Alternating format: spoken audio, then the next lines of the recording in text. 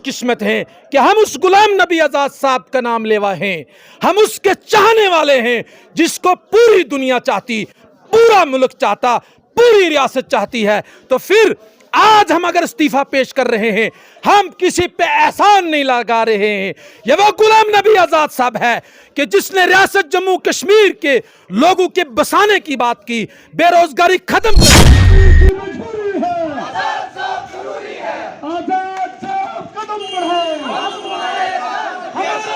कैसा हो, हमारा लीडर कैसा हो, चीफ मिनिस्टर कैसा हो, चीफ मिनिस्टर कैसा हो, चीफ मिनिस्टर कैसा हो, चीफ मिनिस्टर कैसा हो।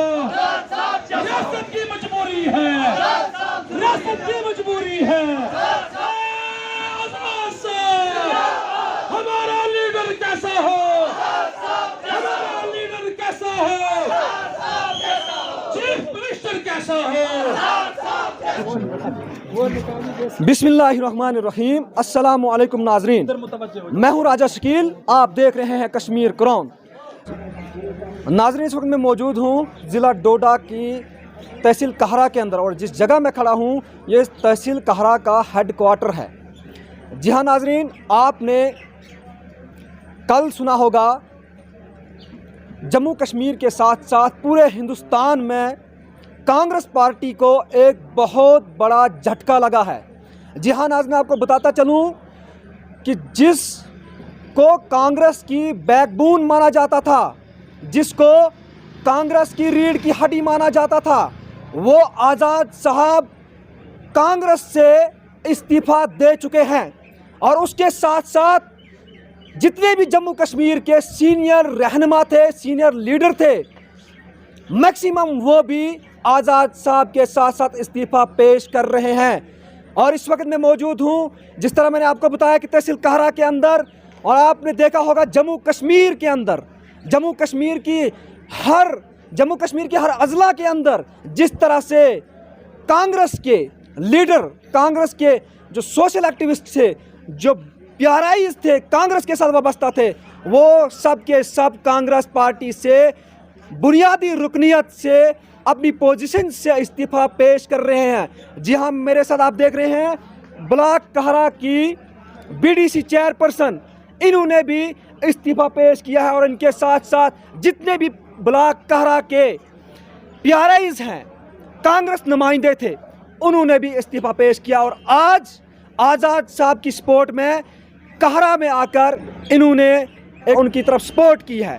बहरहाल हम इनसे जानना चाहेंगे कि आखिर आज़ाद साहब को क्या मजबूरी पड़ी कि कांग्रेस पार्टी से इस्तीफ़ा देना पड़ा, जिस कांग्रेस में उन्होंने 50 साल, तकरीबन 50 साल राज किया था, हुकूमत की थी, चीफ मिनिस्टर भी रहे थे, और आज उस कांग्रेस पार्टी से उन्होंने इस्तीफ़ा पेश किया।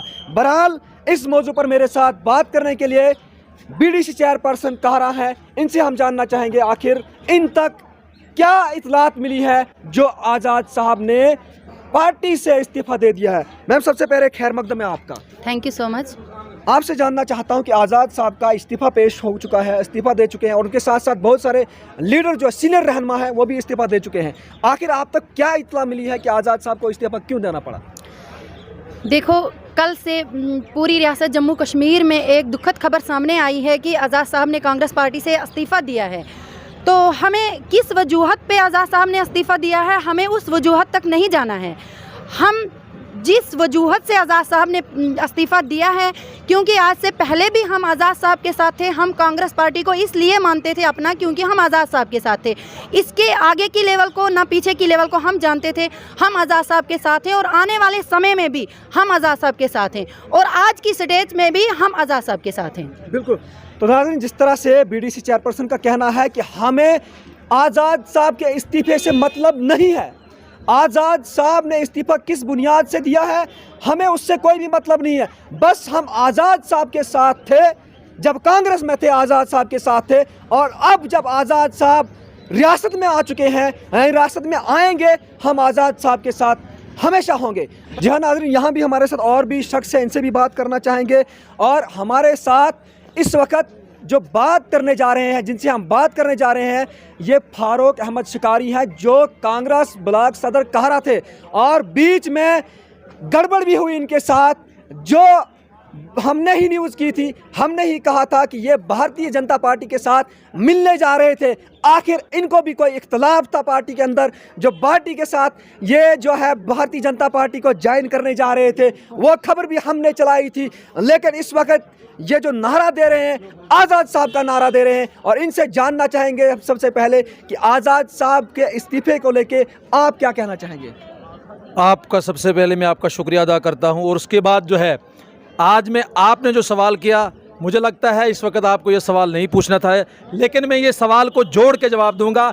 शायद मैं उस वक्त हक पे था, क्योंकि गुलाम नबी आज़ाद साहब ने जब वज़ीर आज़म साहब के साथ बातें की रियासत जम्मू कश्मीर की बका के लिए, रियासत की वापसी के लिए, लैंड की गारंटी के लिए, जॉब की गारंटी के लिए, तो कुछ लोग जो कम सियासत जानते हैं, जिनकी महदूद सोच होती है, उन्होंने कहना शुरू किया कि आज़ाद साहब जो है वो मोदी साहब का चहीता है। और जब मैंने भी ट्राइबल की बात करने के लिए मौजूदा सरकार की मशीनरी से बात की थी, तब ये बात कही जा रही थी कि फारूक शिकारी भी जो है वो बीजेपी के राब्ते में है। तो मुझे आज बहुत खुशी महसूस हो रही है कि गुलाम नबी आज़ाद साहब के फैसले के साथ फारूक शिकारी का फैसला भी जुड़ गया। तो मैं उसमें न जाते हुए ये कहना चाहता हूँ कि मैं कांग्रेस पार्टी का ब्लॉक प्रेसिडेंट कल तक था, पोस्ट पे बना हुआ था, लेकिन जिस वक्त गुलाम नबी आज़ाद साहब ने मुल्क के अंदर अपना इस्तीफा पेश करके पूरे मुल्क के अंदर, पूरी दुनिया के अंदर, पूरी रियासत के अंदर एक भूचाल ला दिया, एक जलजला आ गया, पूरी हिंदुस्तान की मीडिया हिल गई, पूरी हिंदुस्तान की सियासत जो है वो अपनी जगह से हिल चुकी है, यकीन मानिए। और रियासत जम्मू कश्मीर की सियासत अपने कदमों से जैसे जलजला आया, उसी जलजले की वजह से हिल चुकी है। और आज यहाँ तहसीलें उसने खोली, डिस्ट्रिक्ट खोले, अस्पताल दिए, रोजगार दी, जमीन की जो है मालिकाना हकूक गुलाम नबी आज़ाद साहब ने दिया। अगर आज उसके साथ 50 साल के बाद धोखा होता है, तो मैं आपके चैनल से पूरी रियासत के लोगों को कहना चाहता हूं कि जनाबे वाला आज़ाद साहब के साथ 50 साल के बाद धोखा होता है। आप कौन लोग हो? आप क्या सोच रहे हो? क्या आपके साथ धोखा नहीं होगा? यह बहुत बड़ा धोखा हुआ था, क्योंकि मरकज की कांग्रेस नहीं चाहती थी ठोक के रियासत की आवाज़ को बुलंद करना, बेरोजगारी की आवाज़ को बुलंद करना, रियासत की वापसी की बात करना, लैंड की वापसी की बात करना। इस गारंटी के साथ वो सौदा करना चाहती थी। गुलाम नबी आज़ाद साहब ने 5 अगस्त को जो तकरीर की है, रियासत जम्मू कश्मीर के बच्चे बच्चे के दिमाग में वो घुस चुकी है। अब ज्यादा लंबा ना करते हुए फारूक साहब आपसे मैं यहाँ पर सवाल पूछूंगा, क्योंकि आपको कांग्रेस के अंदर काफ़ी एक्सपीरियंस है, क्योंकि आपने आज़ाद साहब से भी काम किया और जितने भी सीनियर रहनुमा उनके साथ काम किया। आखिर आप तक क्या इतलात मिली? जिस तरह से कांग्रेस के कुछ सीनियर रहनुमा कह रहे हैं कि आज़ाद साहब ने जो है कांग्रेस को धोखा दिया है। 50 साल कांग्रेस में उनने राज करने के बाद कांग्रेस ने उनको बहुत बड़ा ओहदा दिया, चीफ मिनिस्टर बनाया और मुख्तलिफ जगहों पर काम करने का मौका दिया। लेकिन इस वक्त जो है आज़ाद साहब ने जो कांग्रेस को धोखा दिया, क्या कहें? हर बात के 2 पहलू होते हैं। एक पहलू कांग्रेस को याद है कि गुलाम नबी आज़ाद साहब किन किन ओहदों पे रहा, किन किन पोस्टों पे रहा, ये उनको याद है। लेकिन उनको ये बातें भूल गई कि गुलाम नबी आज़ाद साहब ने पूरे मुल्क की कांग्रेस को कितनी रियासतें जताई है, कितनी बार सरकार में लाया है, कितनी बार पूरी दुनिया में जो है बड़े बड़े जो इनामात दिए गए हैं। जब as a health minister Ghulam Nabi Azad साहब था, आप याद करो तो हिंदुस्तान की कंट्री को जो इनाम दिया गया था वो गुलाम नबी आज़ाद साहब ने दिलाया था। और रियासत जम्मू कश्मीर में पहली बार अगर रियासत में कांग्रेस का वजीर आला बना तो वो गुलाम नबी आज़ाद साहब की वजह से बना था ना। जो कांग्रेसी आज ये बहाना लगाते हैं कांग्रेस को धोखा दिया, तो मेरे कांग्रेसियों आजमाओ, आज आपके आजमाने का टाइम आ गया है। जीतो। मैं कारा की सरजमीन से पूरी रियासत जम्मू कश्मीर और मुल्क की कांग्रेस को कहना चाहता हूं, एक सीट निकाल के दिखाओ। अगर तुम उस गांधी के नाम लेवा हो, पूरी रियासत से एक सीट निकालो। मेरे दोस्तों, आपको आजाद साहब ने कल दफन करके इन्ना लिल्लाहि व इन्ना इलैहि राजिऊन पढ़ दिया है। आपका खात्मा हो गया मतलब है। कांग्रेस खत्म। कांग्रेस खत्म। कांग्रेस का मतलब गुलाम नबी आजाद। अगर गुलाम नबी आजाद ने कांग्रेस छोड़ा तो कांग्रेस का जो है वो रात को आपने नहीं देखा, बहुत से लोगों ने लिखा है Congress is no more India, रियासत जम्मू कश्मीर तो मर चुकी है। तो मरे हुए लोगों की बातें लगाना हमारे लिए भी फर्ज नहीं बनता है। हम भी जो है मुर्दों के साथ जो है बहस करना नहीं चाहते हैं। वो मर चुके हैं और मरते मरते भी कुछ बिल बिलाते हैं, तड़पते हैं। जब तक जान निकली वो जान निकल जाएगी। जिस वक्त इलेक्शन के मैदान में आ जाएंगे तो हम यहाँ के लोग आज़ाद के नाम लेवा हैं, आज़ाद के साथ चलना चाहते हैं। और आज़ाद साहब को वो सारी फाइलें याद हैं जो छोड़ कर गए थे। वो टेबल पे छोड़ी हुई फाइलें गुलाम नबी आज़ाद साहब के दिमाग में घूम रही थी, इसीलिए उन्होंने बड़ा फैसला किया। लोग बोलते हैं गुलाम नबी आज़ाद ने धोखा दिया, नहीं। गुलाम नबी आज़ाद ने बहुत बड़े आसमान से छलांग लगा के अगर नीचे आया, वो किस लिए आया? ओहदे के लिए नहीं, इज्जत के लिए नहीं, और रियासत के लोगों के लिए, रियासत की वापसी के लिए, यहाँ के गरीबों के लिए, जिनकी जमीनें छीन ली, जिनकी रोशनियात की जमीनें छीनी, जंगलात छीना, माल महकमा छीना, रोजगार छीना, रियासत छीनी, दफा 370 और 35 से छीन लिया। एक चीज बाकी थी, जान। और मुझे लगता है पहले अल्लाह की जात हमारी जान बचाएगी, उसके बाद आज़ाद साहब भी खड़ा हो गया। तो मैं ज़्यादा ना बोलते हुए आज़ाद साहब को यकीन दिलाना चाहता हूँ, आज़ाद साहब यहाँ का बच्चा बच्चा आपके साथ खड़ा है। बहुत बहुत शुक्रिया। शुक्रिया। तो नाज़रीन, जिस तरह से कहरा के अंदर एक आज़ाद साहब की सपोर्ट में ये लोग जो है बहुत ज़्यादा लोग यहाँ पे आए और इन्होंने यहाँ पर जो है आज़ाद साहब को सपोर्ट किया।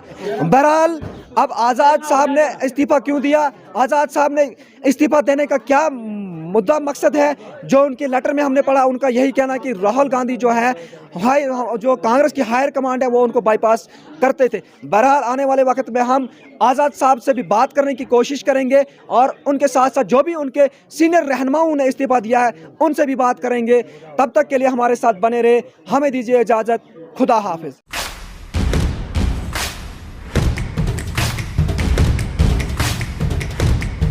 Dayanand Sagar University. Live the dream.